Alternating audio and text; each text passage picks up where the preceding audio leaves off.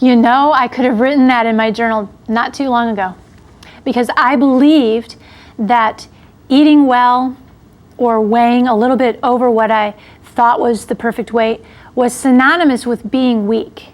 And that being strong meant being in control, being able to say no to things that other people said yes to, being able to feel like my life was very structured and rigid, and that I could do things and fit in clothes, for example, that most people couldn't fit into. I thought that was strong. I thought that was good.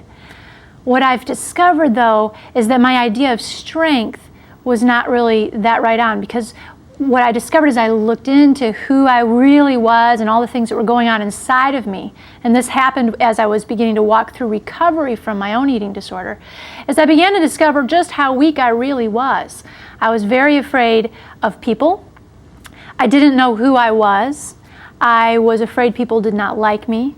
I was afraid to explore different passions and gifts and things that I cared about, but I thought that other people wouldn't agree with. And you know, as I began to look at all of these things, I was afraid to look people in the eye.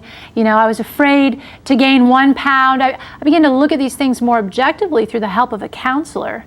I began to realize I was not so strong as I thought I was. And that yes, I was able to not eat when other people did, but it didn't make me stronger than them. It was just the area of my life that I was trying to control. And so when you think about your life and nothing tastes as good as being thin feels and all these different things that we hear about, I'm not going to tell you that, that being thin doesn't have benefits. Okay? I'm not an overweight person now, and there are benefits in our society for being thin. And I'm not going to tell you that, you know, I think that you should just gain a bunch of weight and not worry about it at all.